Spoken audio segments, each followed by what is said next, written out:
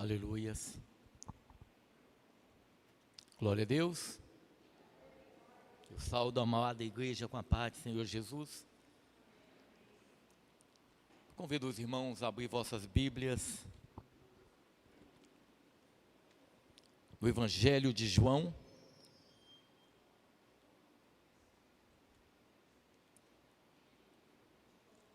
capítulo 5. O Evangelho de João, capítulo 5.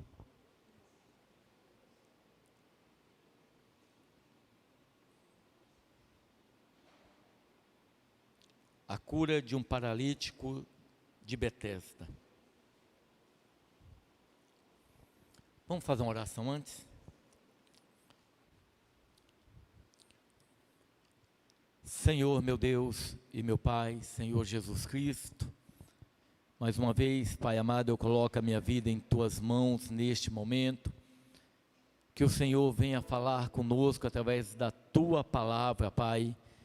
Que essa palavra, ela venha, Senhor Jesus, tocar em cada coração. Meu Deus, que nós venhamos sair daqui cheio da Tua presença, cheio do Teu Espírito Santo, ó Pai. Ó Deus amado, que o Senhor venha tocar, Pai. Senhor Jesus, esse templo sem o Senhor não é nada, Pai. E nós estamos reunidos aqui, a Tua igreja está reunida aqui porque nós queremos ouvir de Ti a Tua voz, ouvir de Ti, Pai, aquilo que o Senhor tem para nós, ó Deus amado. Em nome de Jesus eu te peço, Pai, fale com a Tua igreja, fale comigo, fale com cada um de nós, em nome de Jesus, que vive e reina para todo sempre. Amém, Jesus. Irmãos, eu vou falar por que eu escolhi essa mensagem. Esse paralítico de Betesda, talvez poderíamos olhar para esse homem e ter ele como um dos maiores exemplos de ingratidão que a Bíblia mostra. Esse é um homem ingrato.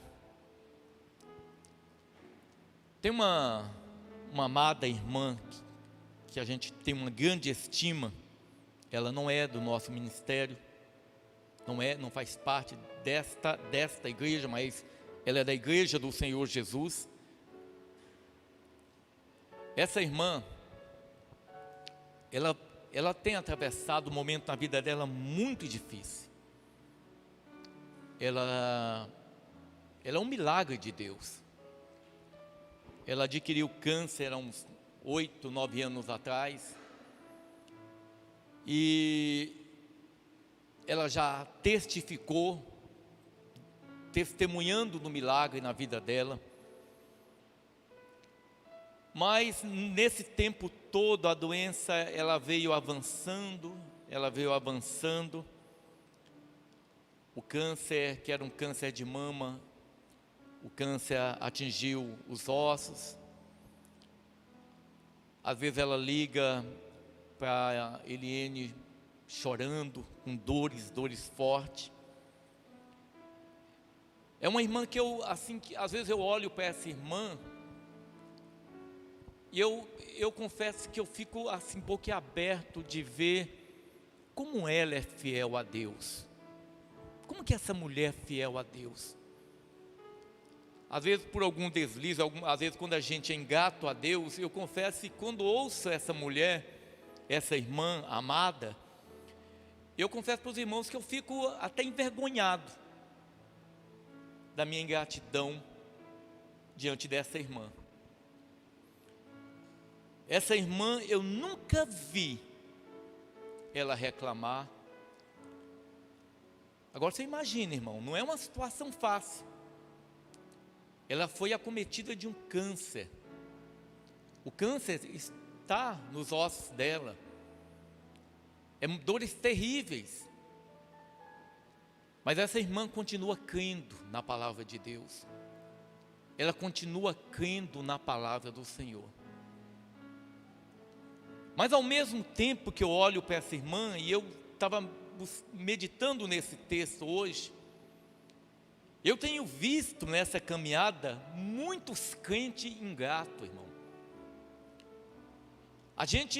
Eu confesso que às vezes eu fico boquiaberto e eu falo assim, como é que pode existir pessoas tão ingratas nesse meio dito evangélico? Pessoas ingratas, pessoas que não são dignas. Irmãos, eu vou contar uma coisa para a igreja.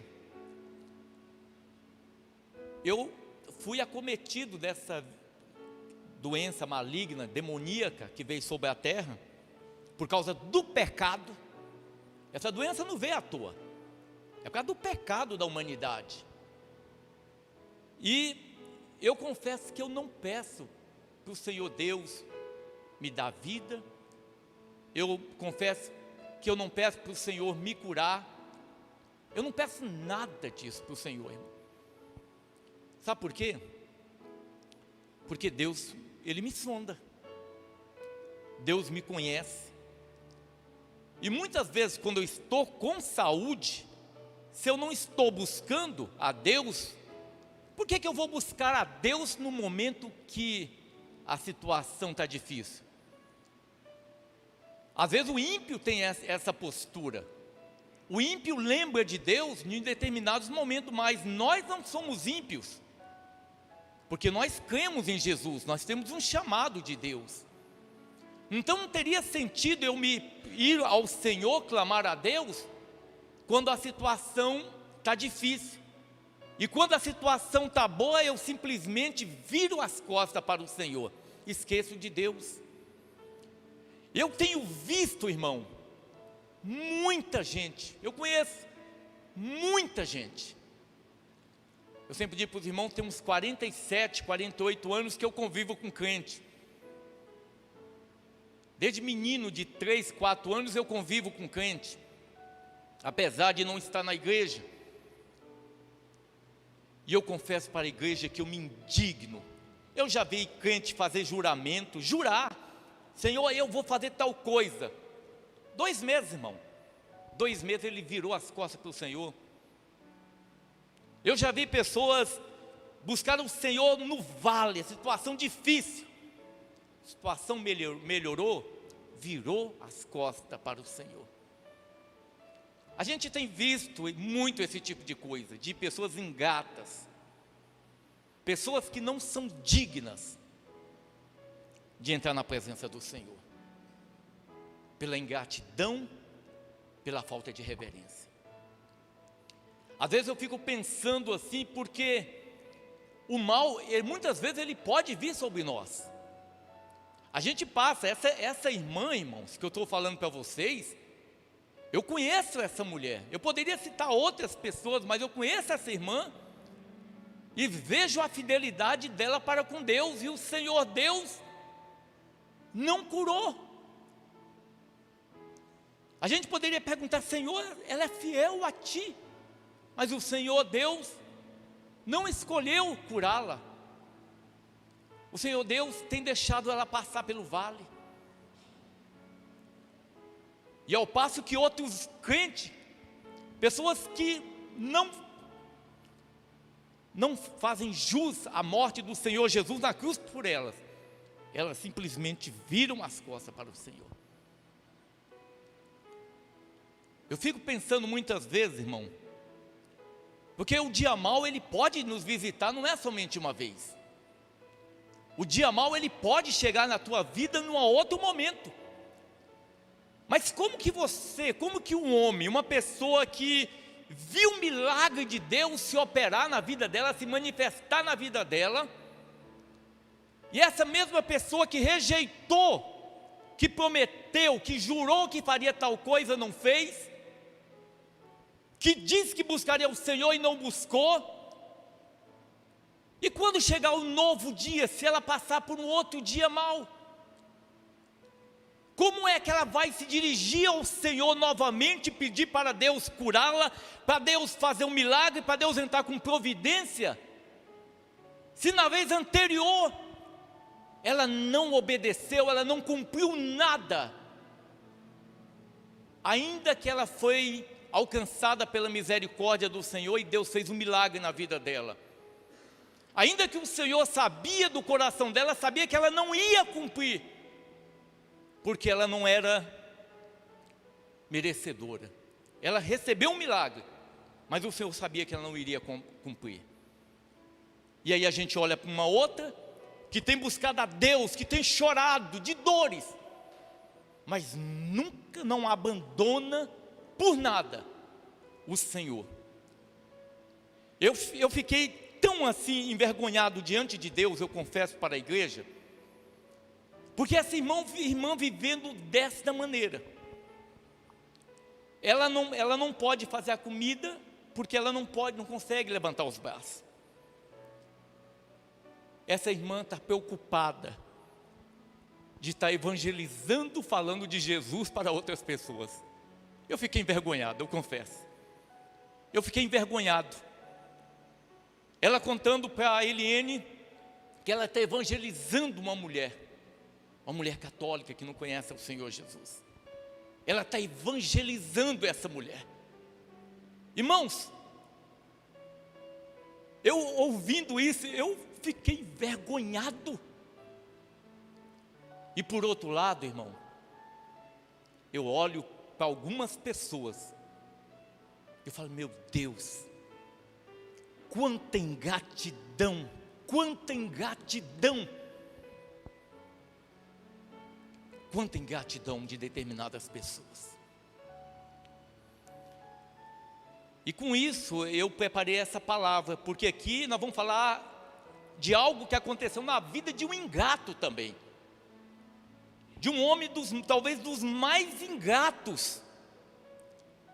Foi esse sujeito aqui, o paralítico de Betesda. Eu vou lendo o texto bíblico e vou comentando sobre a vida desse homem. Capítulo 5 do Evangelho de João, diz assim a palavra de Deus. Depois disto, todos estão com a Bíblia? Evangelho de João, capítulo 5. É bom que nós tenhamos a palavra de Deus, irmão. Depois disto, havia uma festa entre os judeus, e Jesus subiu a Jerusalém. Ora, em Jerusalém, à próxima porta das ovelhas, um tanque chamado em hebreu Betesda, o qual tem 5 alpendres.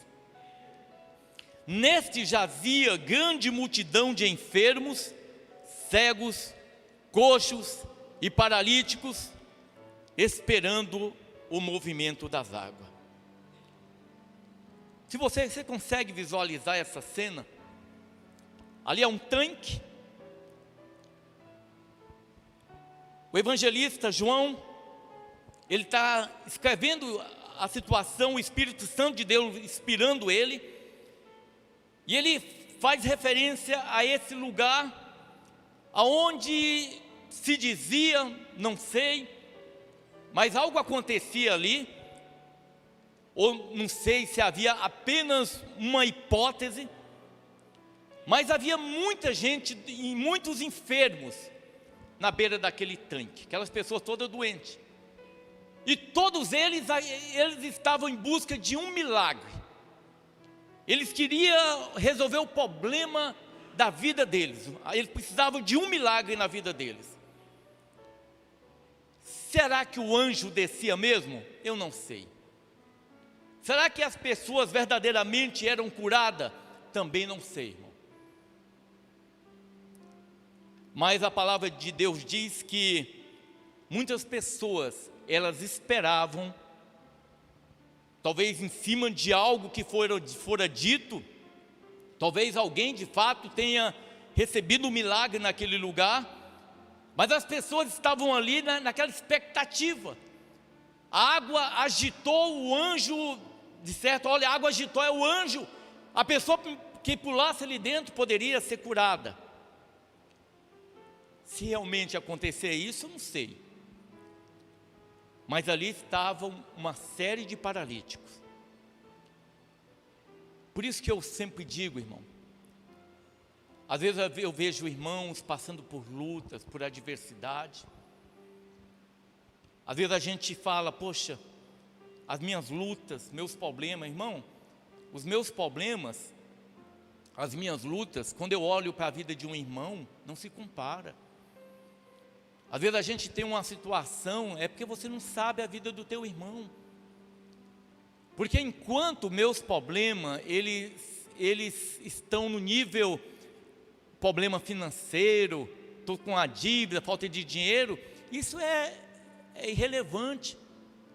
Não tenho dinheiro para pagar uma conta, estou aflito. Irmão, isso não é nada. Diferente de uma situação de um câncer, onde você vai no médico, o médico fala, olha, não tem jeito, é um câncer maligno, já fez metástase. Essa é uma situação complicada. Essa é uma situação que mexe. Mas muitas vezes, irmão, nesses momentos de luta, a gente tem que ter comunhão com Deus. Sabe por quê? Porque quando a gente só lembra de buscar a Deus nos momentos difíceis, pode ser que aconteça conosco o que diz lá no Salmo 20, no capítulo 20, versículo 1, que Deus te ouça no dia da angústia. A Bíblia não está dizendo que Deus vai te ouvir no dia da angústia, não, mas que Deus te ouça, diz o salmista, irmão. Uma vida totalmente longe de Deus, uma vida totalmente, considerando o Evangelho como algo desprezível, aí passa no dia da angústia, clama a Deus, e muitas vezes, irmão, o Senhor Deus não vai responder, o Senhor Deus não vai falar contigo, por causa da conduta, por causa das atitudes. Essas pessoas, elas precisavam de um milagre, e elas estavam ali. E aqui a gente observa algo interessante, porque cada um tinha o seu problema. Cada um tinha o seu problema. Ninguém está preocupado com a vida de ninguém. Eu tenho a minha doença e eu estou na expectativa de entrar dentro daquela água quando as águas daquele tanque se agitarem, porque o anjo pode estar descendo ali, eu não estou vendo, mas as águas estão agitadas, eu tenho que pular. Então eu imagino que quando aquelas águas se agitavam, aqueles paralíticos talvez avançavam sobre aquelas águas na expectativa de ser o primeiro a entrar no tanque e ser curado.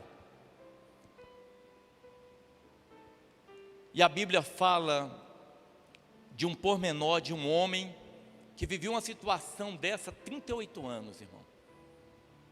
38 anos, um homem enfermo, vivendo essa expectativa. Vivendo essa expectativa. O anjo vai descer, eu vou ser o primeiro a entrar e eu vou ser curado. 38 anos. Vou dizer uma coisa para a igreja. Na minha vida com Deus, tanto eu como a Eliane, eu nunca, irmão, eu nunca fui ao Senhor em cima de expectativa.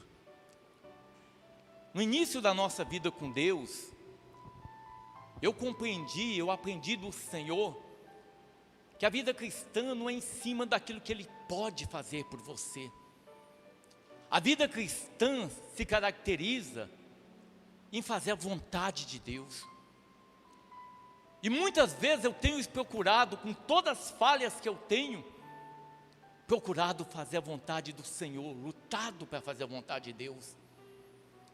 Eu sei que eu sempre digo assim, que eu gostaria que meus filhos talvez fossem 85% parecido comigo, porque tem uns 15% talvez de coisas que eu não gostaria que há em mim, que tivesse nos meus filhos.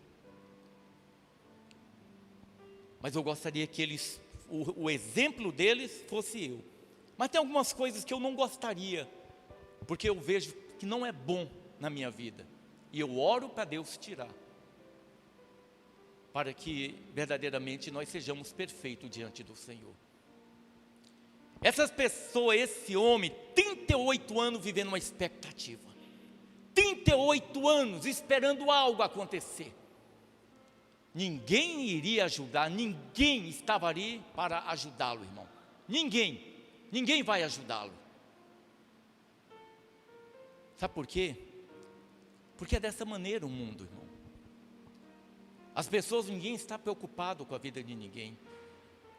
Nós como igreja, nós vivemos isso. Na igreja, esse talvez fosse o local onde mais deveria ter unidade. Mas nós sabemos que não há. E olha que nós somos uma igreja pequena. Imagina esses grandes templos que ninguém nem conhece, nem cumprimentar o irmão cumprimenta.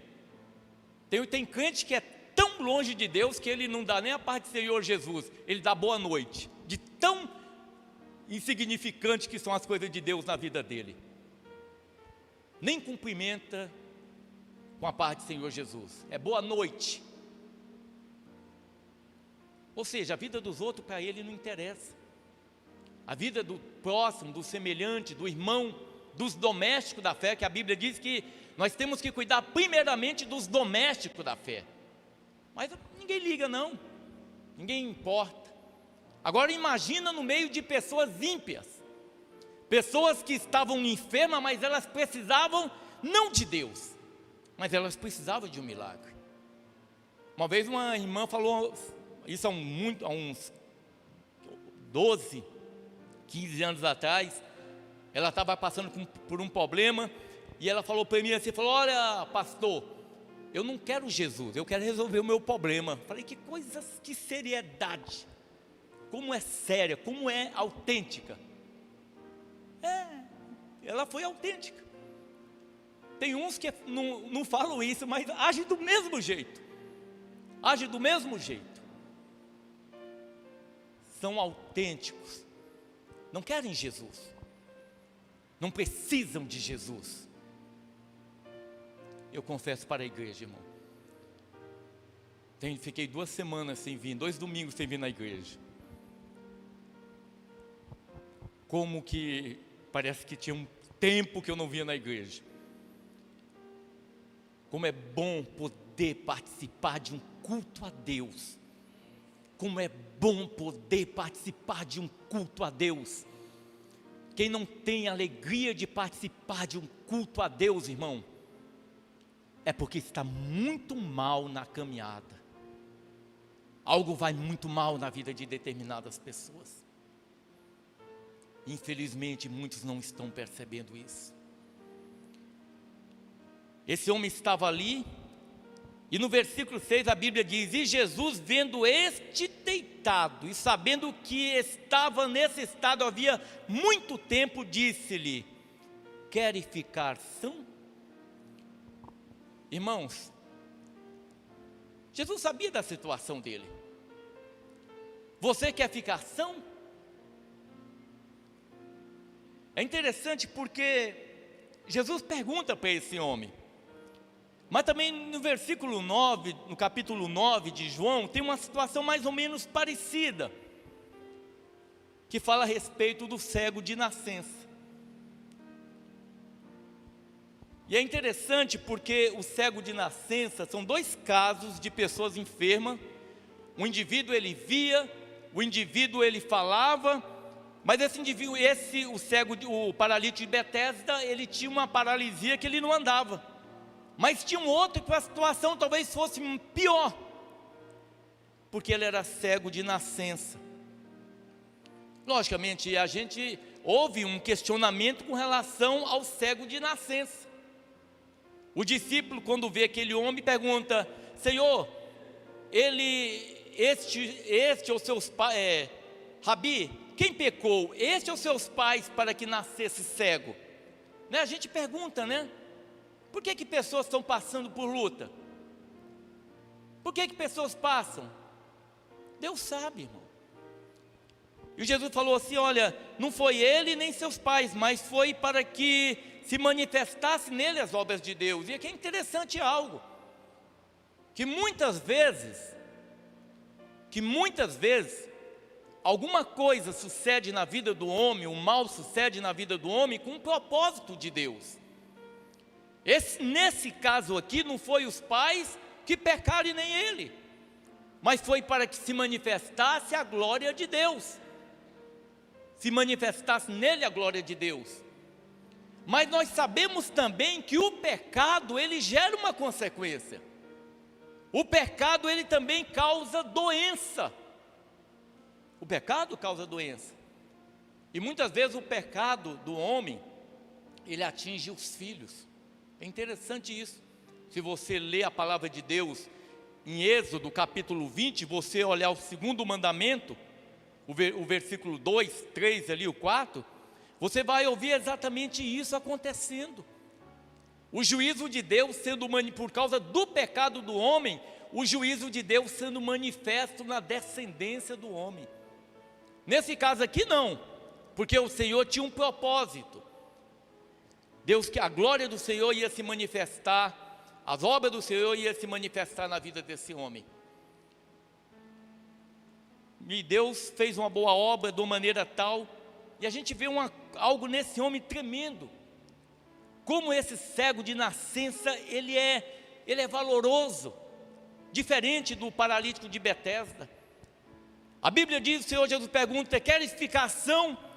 O enfermo respondeu-lhe: Senhor, não tenho homem algum que, quando a água é agitada, me coloque no tanque, mas quando eu vou, desce o outro antes de mim. Não tem ninguém, Senhor, que quando a água é agitada me coloque no tanque. Irmãos, se nós esperarmos no homem, nós não vamos a lugar algum. O Senhor Jesus falou que são felizes aqueles que dependem inteiramente de Deus. Dependa do Senhor. Quem cuida de você é Jesus, irmão. Quem cuida de nós é o Senhor Jesus. Eu tenho dito para a igreja, eu não temo vírus, irmão. Durante todo esse período de pandemia, nós nunca deixamos de fazer a obra de Deus. Oramos por pessoas que estavam com Covid naquele período mais intenso, e o Senhor nos guardou. Quem cuida de nossas vidas é Jesus, é Ele quem cuida. Eu falava para a Elaine é uma pessoa de risco, ela passou por esse vale, tem passado por esse vale, e o Senhor tem guardado ela, assim como o Senhor tem guardado a cada um de nós. Não tema o vírus, nós temos que temer aquele que tem o poder de dar e tirar a vida, que é o Senhor Jesus, irmão. É a Ele que nós devemos temer, e não o vírus, porque o vírus não pode determinar se eu vou viver ou se eu vou morrer. Mas o Senhor Jesus, Ele tem a capacidade, Ele tem o poder, inclusive, de me mandar para o inferno ou para o céu. Ele tem esse poder. Agora, pastor, eu vou viver de qualquer jeito? Não. A Bíblia fala que aquilo que é possível, há coisas que é possível ao homem. Tem coisa que é possível ao homem. Nós não vamos tentar o Senhor nosso Deus, mas não podemos viver tomado pelo medo. Temos que confiar na palavra do Senhor. Eu prefiro crer, eu quero crer em Jesus. Eu quero crer que Jesus tem o controle sobre nossas vidas, irmão. Eu quero crer que o Senhor Jesus está guiando a cada um de nós. Daqui a alguns anos nós vamos olhar para trás e nós vamos dizer: olha, nenhum dos nossos amados tiveram a vida ceifada por causa de vírus algum, porque o Senhor Deus nos guardou. Ele sempre esteve conosco, Ele nunca nos desamparou, Ele sempre esteve conosco, cuidando de cada um de nós. Mas esse homem esperava em pessoas, ele esperava em alguém que pudesse resolver o problema dele. As águas agitadas, não tem ninguém que me coloque na água. E o interessante é que a vida estava diante dele. Aquele que tinha poder de dar a vida, de mandar um morto, um homem que estava há 4 dias morto, sair da tumba fria, estava diante dele. A luz do mundo, o Filho de Deus, Jesus Cristo, Deus encarnado. Jesus, Deus encarnado, estava diante dele. Mas ele não percebia. Como muita gente não percebe que Jesus é Deus. Muitos não creem que Jesus é Deus, e Jesus é Deus. Quando a gente vai falar, quando nós vamos orar, nós oramos no nome de Jesus, sabe por quê? Porque nós nos dirigimos ao próprio Deus, e Jesus Cristo, Ele é o próprio Deus. Jesus, Ele é a porta. Eu só chego na presença de Deus Pai através de Jesus Cristo, o Filho. Eu não chego na presença de Deus Pai através de Maria, através de Benedito, através de quem quer que seja. Não chego através de Deus, através de Paulo, de João, de Pedro, mas eu chego diante do Senhor Deus, através do nome de Jesus Cristo, porque nenhum outro nome é a salvação, porque também debaixo do céu nenhum outro nome há, pelo qual devamos ser salvos. A salvação é através de Jesus, é através do Senhor Jesus. É Jesus, irmão, não é denominação, não é instituição. Eu preciso de Jesus na minha vida, nós precisamos de Jesus.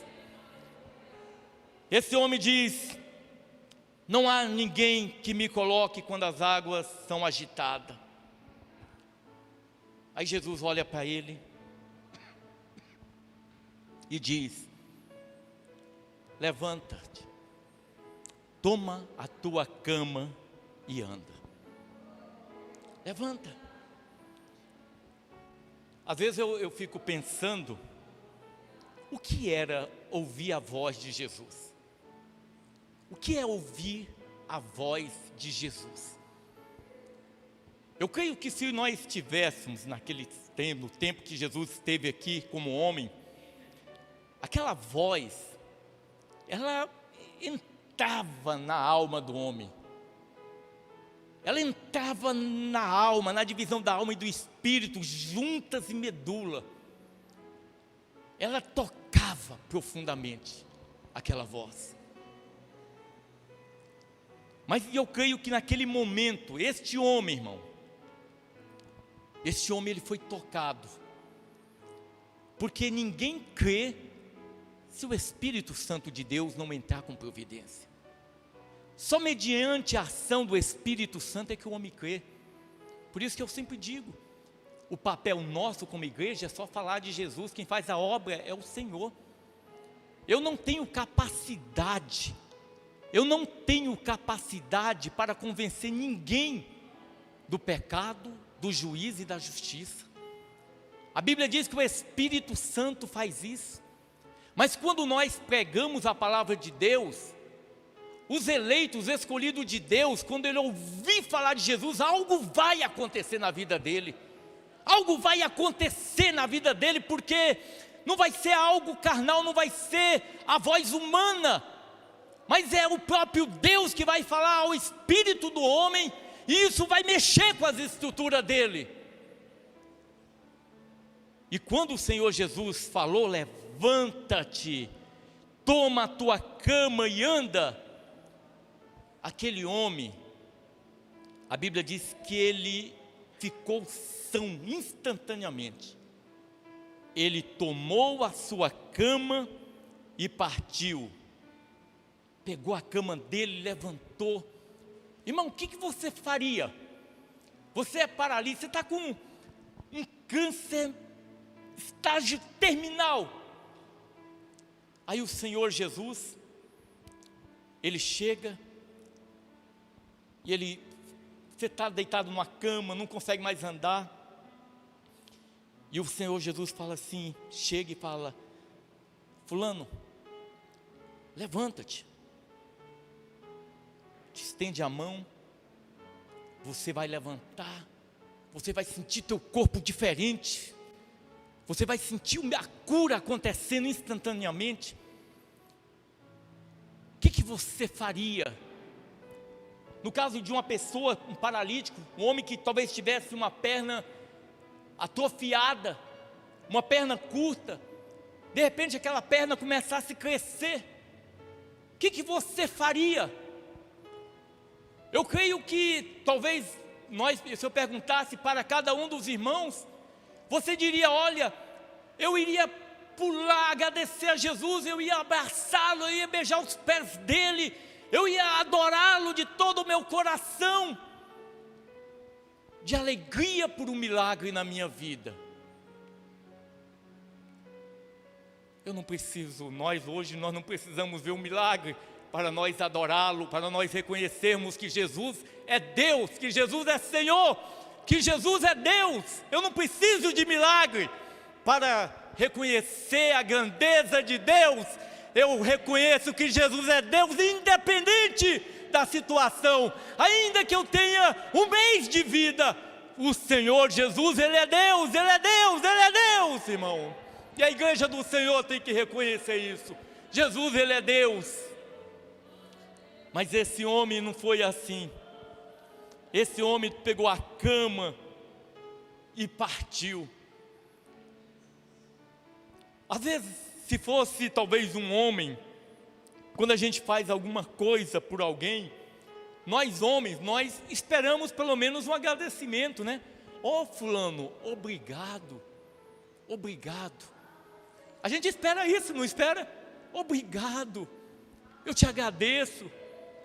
Mas esse indivíduo que estava 38 anos na beira de um tanque, aguardando as águas se agitadas, porque alguém dizia que o anjo desceria, aquele homem que passou 38 anos aguardando, esperando por um milagre, quando o milagre acontece na vida dele, quando o próprio Deus aparece na vida dele, ele simplesmente pega a cama dele curado, ele vira as costas, ele parte. Sabe por quê, irmão? Porque ele é ingrato. Você sabe por que tem muita gente na igreja que cai capenga? E eu não estou falando de um milagre acontecer, não. Porque eu estava citando a irmã que está doente, Jesus não curou ela. E ela é fiel a Deus, ela tem sido um testemunho, inclusive para mim, de uma mulher fiel a Deus. Mas tem muito crente que é indigno, que não é merecedor da salvação, pela ingratidão. São ingratos. São ingratos. Que Deus te ouça no dia da angústia. Que Deus te ouça no dia da angústia. Que o Deus de Jacó te proteja. Que o Deus de Jacó te proteja. Esse homem, irmãos, ele parte. A Bíblia diz no versículo 10: então os judeus disseram àquele que tinha sido curado. No segundo momento, os judeus encontram aquele homem.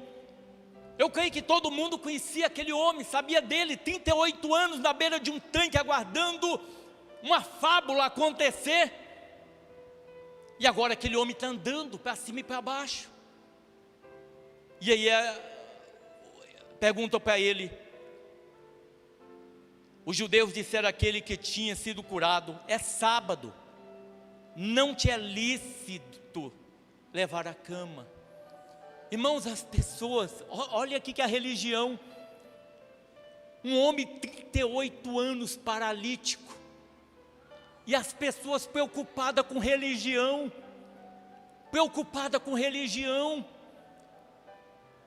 Jesus está operando e as pessoas preocupadas com coisa pequena.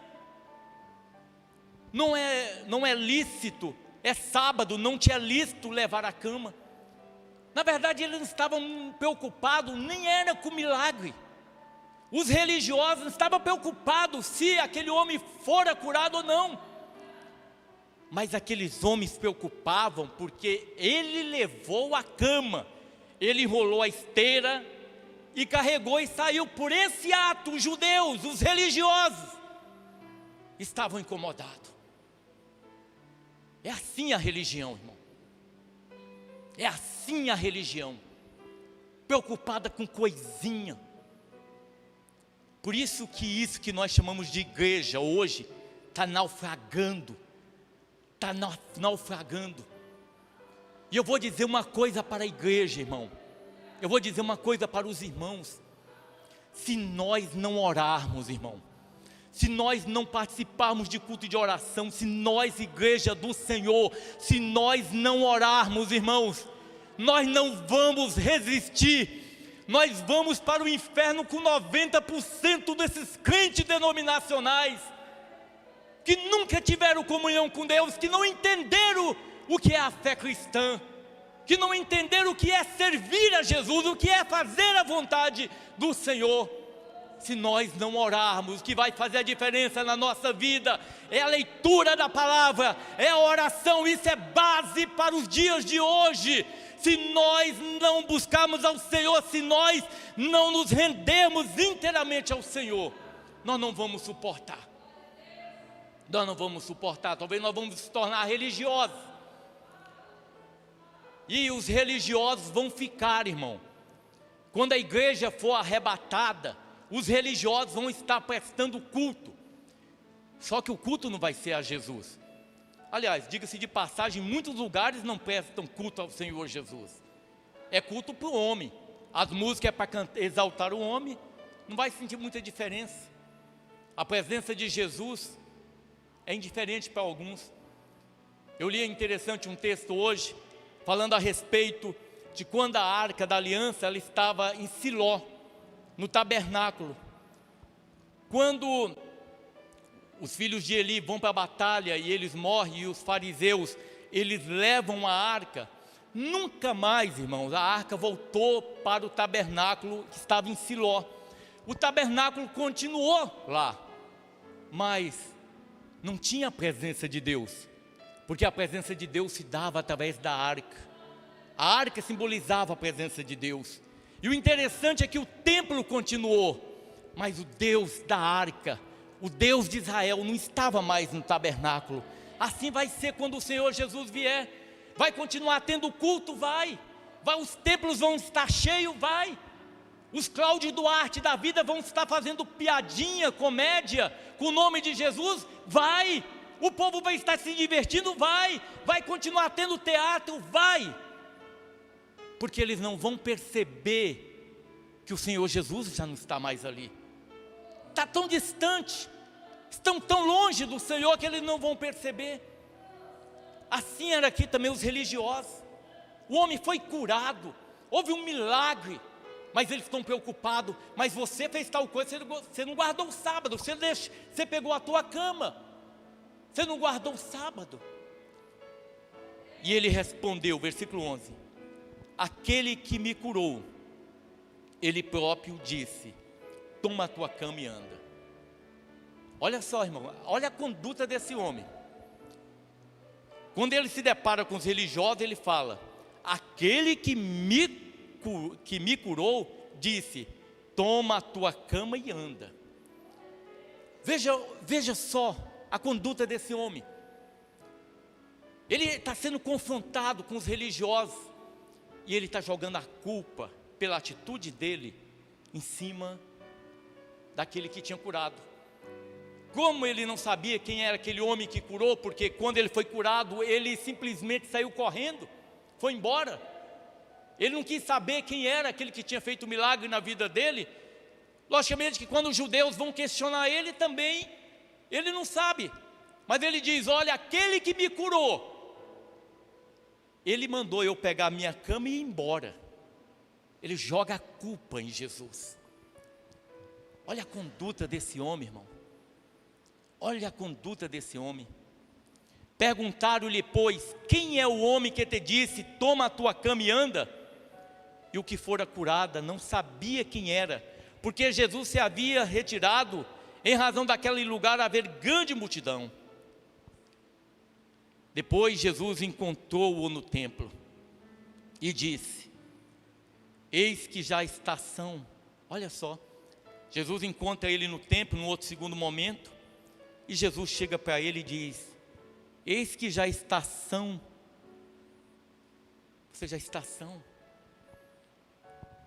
E aí Jesus fala uma coisa muito interessante aqui também. Sabe por que esse homem foi paralítico durante 38 anos? Por causa do pecado. Aquele cego que eu li, capítulo 9, ele era cego, não era porque ele tinha pecado, ou porque os seus pais pecaram. Ele era cego porque o Senhor ia se manifestar a glória dele através da vida daquele cego. Mas esse homem aqui não. Esse homem estava 38 anos na beira de um tanque, porque ele estava em pecado.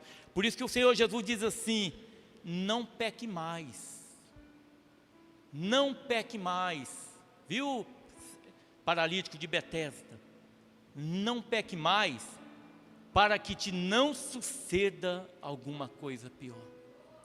Não peque mais. E aquele homem foi e anunciou aos judeus que era Jesus os que o curaram. Quando ele fica sabendo que é Jesus, ele vai até os fariseus e fala: olha, sabe quem foi o homem que mandou eu pegar a minha cama no sábado e levar? Foi um tal de Jesus, foi ele, foi aquele homem. E por essa causa, no versículo 16, os judeus perseguiram Jesus e procuravam matá-lo. Que ingratidão, né, irmão? 38 anos aquele homem escravo do diabo, 38 anos ali. Jesus sabia da condição dele, Jesus sabia que tudo aquilo provinha de pecado. Mesmo assim o Senhor Jesus se dirige a ele, se revela a ele. Olha Jesus se revelando a ele.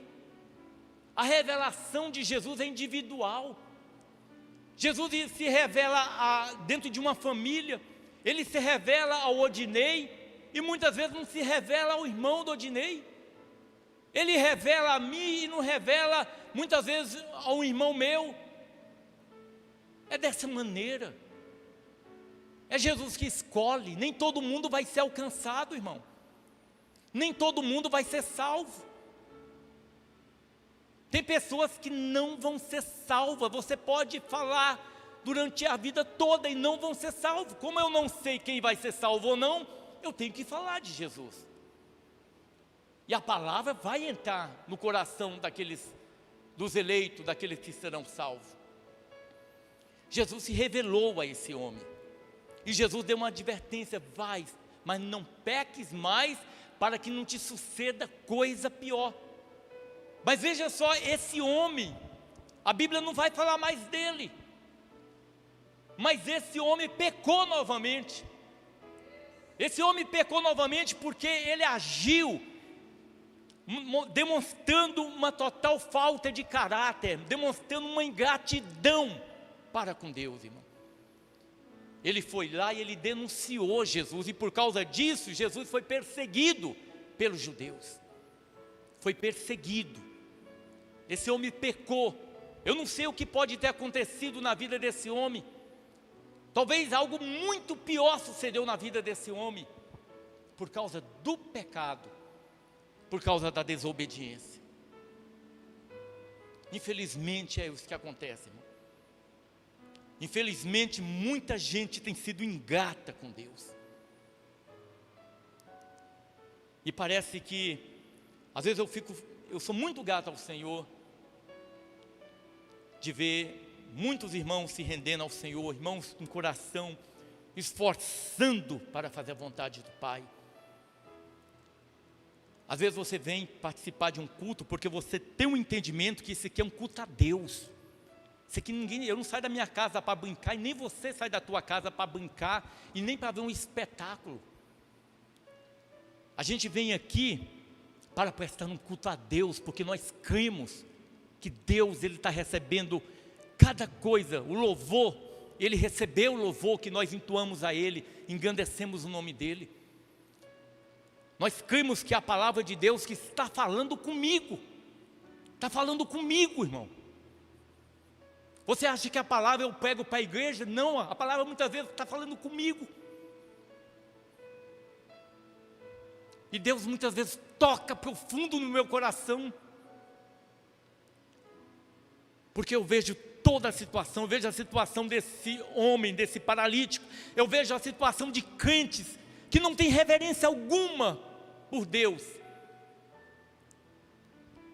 E eu vejo também muitas vezes atitudes minhas, militando naquilo que Deus não me chamou. Isso muitas vezes incomoda meu coração. Incomoda meu coração. Às vezes a gente pensa, sabe quando Deus me chamou para a obra? O Senhor Deus, Ele sempre colocou no meu coração, Ele nunca me obrigou a fazer a obra dEle. E eu sempre tive consciência disso, que se eu não quiser, Deus tira e coloca outro no meu lugar, mas a obra de Deus não para. Eu sempre tive isso, Deus sempre falou isso comigo. E eu confesso para a igreja que nessas 4 semanas, nessas 2 semanas que eu estive aqui, eu fico pensando, meu Deus, se o Senhor Deus, se por alguma atitude minha o Senhor Deus me tirasse, eu não pudesse pregar a palavra dEle, o que seria da minha vida? Você imaginou o Senhor Deus, Ele rejeitar você de maneira tal que você não quer mais saber de Deus? Quando a gente vê uma pessoa falar assim, não quero mais saber de Deus não, irmão, isso é rejeição de Deus. É Deus que rejeitou o homem. E aí a pessoa acha que ela que não quer Deus, é Deus que não quer ela. Porque o Senhor Deus conhece o coração. Porque Deus conhece profundo, no mais íntimo do coração do homem. E Deus sabe aqueles que são gratos e aqueles que são ingratos. Tenha um relacionamento com Deus de maior seriedade, irmão.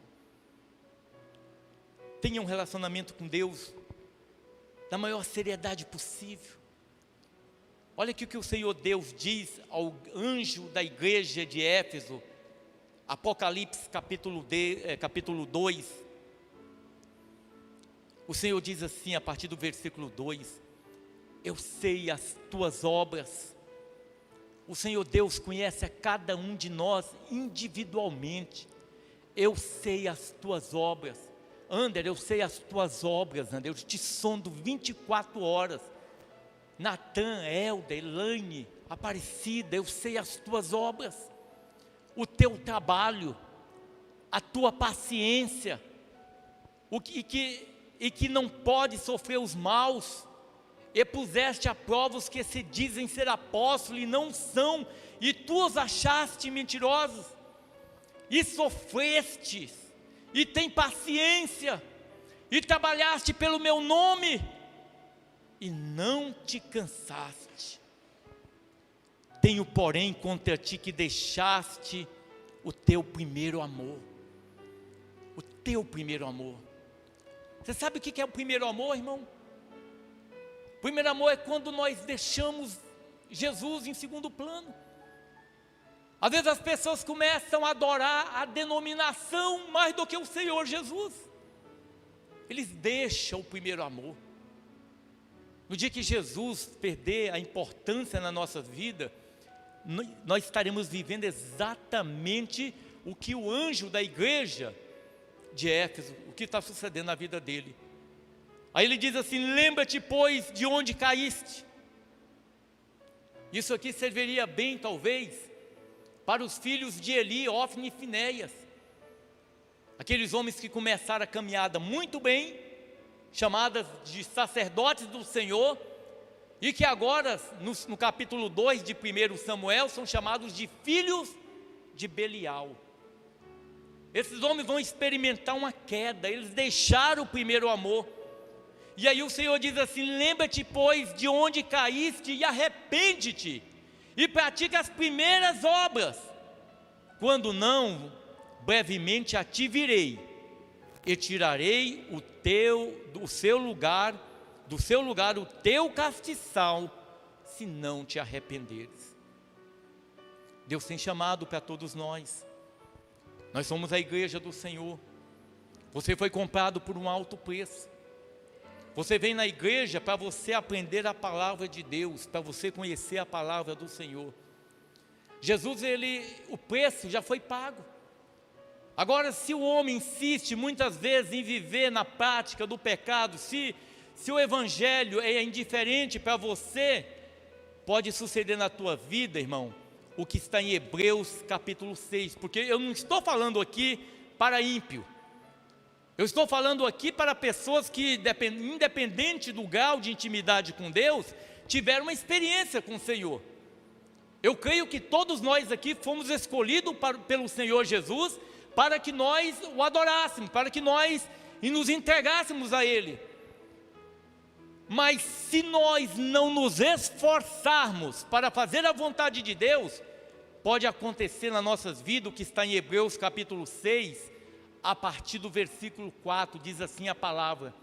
Isso aqui é para crente que não se conserta diante de Deus, porque é impossível, olha só o termo, irmão, porque é impossível que os que já uma vez foram iluminados, nós fomos iluminados, e provaram o dom celestial, e se fizeram participante do Espírito Santo, nós nos fizemos participante do Espírito Santo, e provaram a boa palavra de Deus, e as virtudes do século futuro, e recaíram, sejam outra vez renovados para arrependimento. É impossível, pois assim quanto a eles, de novo crucifica o Filho de Deus, e o expõe ao vitupério. Tem muita gente vivendo isso. Tem muita gente que nunca mais vai se arrepender, porque o Espírito Santo de Deus é que traz o arrependimento. O Espírito Santo de Deus traz o arrependimento. Mas tem pessoas que nunca vão se arrepender, porque na vida delas acontece exatamente isso. Trataram a Deus, não deram a honra devida ao Senhor. Deus é santo. Sabe de uma coisa? Eu não gosto de ouvir, se eu estou no lugar e eu vejo alguém fazer algum tipo de anedota, piada, onde envolve o nome de Jesus, eu me recuso, eu não gosto de ouvir. Eu não gosto de rir, alguém, principalmente crente faz. Essa geração de crente de hoje, misericórdia, só Deus para ter misericórdia desse povo. Eles fazem piada com o nome de Jesus, aí os outros riem, eu fecho a cara, porque quando eu estou sorrindo, achando graça, de uma anedota a respeito de Jesus, quer dizer que eu sou participante daquilo, eu estou zombando de Deus também, e eu não quero zombar do meu Senhor, eu quero ser reto diante de Deus, eu creio que é a vontade do teu coração. Nós conhecemos a nós, mas eu sei que muitos aqui estão esforçando, eu sei que Deus tem falado conosco, irmão, Deus tem falado, às vezes tem algo na tua vida e você sabe que Deus, aquilo não está agradando a Deus, e o Senhor está falando contigo, e muitas vezes você está resistindo o Espírito. A Bíblia diz, não estigais o Espírito. Ouça o que Deus está falando. Quem tem ouvidos, ouça o que o Espírito diz à igreja. Quem tem ouvido, ouça o que o Espírito diz à igreja. O que o Espírito diz à igreja. Amém? Essa foi a palavra que Deus me deu, que eu confesso para a igreja, falou muito comigo. Falou muito comigo mesmo. Eu não quero ser rotulado como ingrato diante do Senhor. Como eu disse, irmão, às vezes eu oro pelos irmãos que estão passando pelo vale. Intercedemos por famílias da igreja. Eu peço sempre a Deus para que abençoe meu casamento. Eu oro muito pelos meus filhos, pela minha casa. Mas eu confesso que eu não peço a Deus por cura. Porque se eu estou buscando ao Senhor em retidão, em sinceridade, não há necessidade. Deus me conhece, Deus me sonda. Agora, como eu disse, irmão, os ingratos, eles podem passar pelo vale novamente, e talvez não vão ter uma segunda chance. Amém? Glória a Deus. Eu vou falar rapidamente sobre dízimos e oferta. E aí nós vamos... 2 Coríntios, capítulo 9.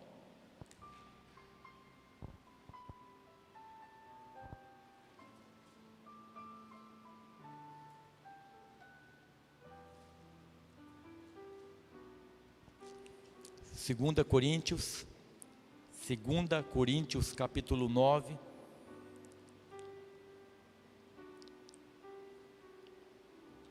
Irmãos, a irmã Rosângela mandou um áudio um vídeo para a Eliane. A Eliane me mostrou. A Rosângela estava indignada. É uma campanha pelo YouTube de um sujeito, ele pedindo R$7 na campanha para orar pela mulher, a mulher, né, a família, né, pelos filhos, mas tinha que dar R$7. Tinha 900 mil acessos naquele vídeo ali, 3 dias, irmão. Eu falei, como que o crente é complicado, viu? Cai, é enganado pelos lobos, é enganado por pelos... Eu vou pegar aqui semana que vem sobre um sinal antes da volta de Jesus, para os irmãos verem como que esse povo do diabo, que estão dentro da igreja, são mentirosos, enganosos, enganam as pessoas, vão pagar esses aí são desses aqui também, que não se arrepende, e as pessoas caem. Mas sabe por que as pessoas caem, irmão? Porque elas são gananciosas também. Teve um irmão que falou uma coisa interessante, falou, pastor, eu não oro para ninguém que está em determinado lugar. Não sei quem foi que falou isso para mim. Porque eles são gananciosos. Eles estão ali porque são gananciosos. E aí chega um lobo e tira deles ali também. Porque o Senhor Deus, Ele não quer nada. Deus quer o teu coração. Ele quer a tua vida. Somente isso. Entrega a tua vida para o Senhor. Deixa Deus ser Deus na tua vida, irmão. E tudo vai se dar bem na tua vida. Amém? Eu digo isto, que o que semeia pouco, pouco também ceifará, e o que semeia em abundância também ceifará. Cada um contribua segundo propôs no seu coração, não com tristeza ou por necessidade, porque Deus ama ao que dá com alegria. E Deus é poderoso para tornar abundante em vós toda graça, a fim de que, tendo sempre em tudo toda a suficiência, superabundeis em toda boa obra, conforme está escrito, espalhou, deu aos pobres, a sua justiça permanece para sempre. Ora, aquele que dá semente ao que semeia, e pão para comer, também multiplicará a vossa sementeira, e aumentará os frutos da vossa justiça, para que em tudo enriqueçais para toda beneficência, a qual faz que por nós se deem graças a Deus. Então não é por permuta, irmão, né? Eu vou dar a oferta porque eu estou precisando de tal coisa. Não é dessa maneira que funciona. A questão de contribuição, primeiro, você vai contribuir segundo propôs no teu coração. Pastor, eu não vou dar nada. Amém. Se você colocou no teu coração, não dá nada. Amém. Glória a Deus, né? Pastor, eu vou dizimar. Tem muitos irmãos aqui que são dizimistas. Glória a Deus, amém, eu vou dizimar. Pastor, eu vou ofertar, eu posso ofertar? Pode ofertar, é aquilo que Deus colocou no teu coração, irmão. E não cabe à igreja fiscalizar de ninguém aqui, é você com Deus. Não interessa para mim, não interessa para nós, é você com Deus. Então se você for dizimar, ofertar, lembrando que a igreja ela é mantida com os nossos dízimos e ofertas. Amém? Se você for ofertar, for dizimar, finalizando o culto, você dirige ali, pega o teu envelope e você vai depositar no gasofilácio. Você pega, coloca, Senhor, é para ti, Pai. Eu estou fazendo essa contribuição para ti. Receba a minha oferta, receba o meu dízimo, em nome de Jesus. Amém? Agora eu quero convidar a igreja a ficar em pé.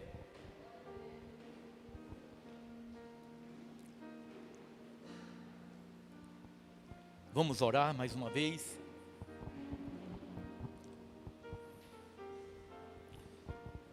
Senhor meu Deus e meu Pai, Senhor Jesus Cristo, nosso Deus, nosso refúgio, nossa fortaleza, nós te glorificamos, ó Pai, nós somos gratos a Ti, Senhor, porque o Senhor é nosso Deus, o Senhor nos escolheu, Pai.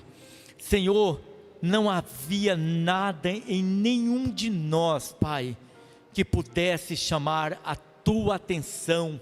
Nós éramos sujos, ó Pai, nós estávamos mortos nos nossos deleites e pecado, e o Senhor, mesmo assim, Pai, o Senhor escolheu nos amar, o Senhor escolheu, Pai, nos entregar a Tua vida por nós. Pai amado, eu sou grato a Ti por este amor tão grande, Pai. Eu sou grato a Ti por essa bondade tão grande, ó Deus amado.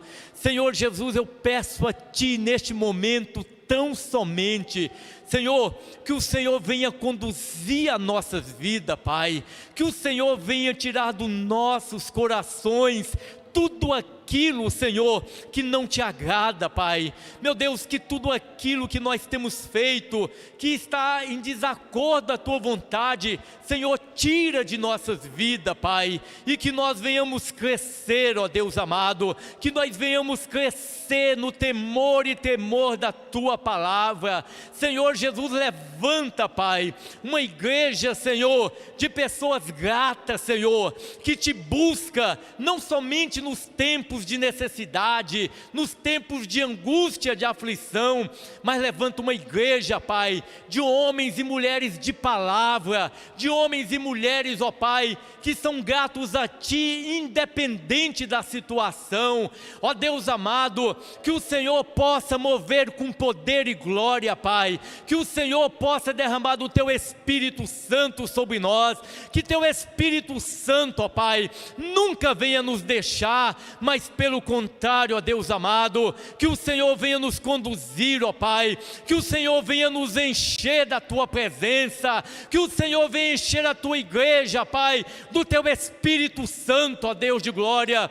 Senhor Jesus, eu peço a Ti também, traga, Pai, aqueles a quem o Senhor tem plano de salvação, ó Deus amado, aqueles a quem o Senhor, Pai, escolheu para ser salvo. Senhor Jesus, traga, Pai amado, para que essas vidas venham conhecer a Tua palavra, que elas venham conhecer mais de Ti, mais do Teu Espírito, ó Deus amado. Ah, Senhor Jesus, eu só tenho que Te agradecer, Pai. Não desista de nós, Senhor. Senhor Jesus, não desista de nenhum de nós, Pai. Não desista, Senhor. E que nós, Pai amado, venhamos glorificar o Teu nome, não como esse paralítico de Betesda, Pai. Esse homem que foi tão ingrato para contigo, Senhor Jesus, mas que nós venhamos ser gratos, ó Pai, como aquele cego de nascença, Pai, que reconheceu, que quando soube que foi o Senhor que tinha curado ele, que ele se prostrou diante de Ti e Te adorou, Pai. Que nós venhamos Te adorar, Senhor, porque o Senhor é Deus, porque o Senhor é Deus, Jesus amado. Ó Espírito Santo de Deus, fica conosco, Pai. Fica com a Tua igreja, Senhor. Nos dê uma noite na Tua presença. Que esta semana, Pai, seja uma semana cheia de Ti. Tira, Senhor, de nós tudo aquilo que não Te agrada, Pai. Em nome de Jesus eu oro, Pai. No nome do Senhor Jesus eu Te agradeço. Em nome de Jesus, que a graça de Deus, a comunhão incomparável do Espírito Santo, o amor de Deus, a graça de Jesus seja sobre cada um aqui presente, em nome de Jesus. E todos digam amém, amém e amém. E a paz do Senhor Jesus. Quem for ofertar, dizimar, tenha liberdade.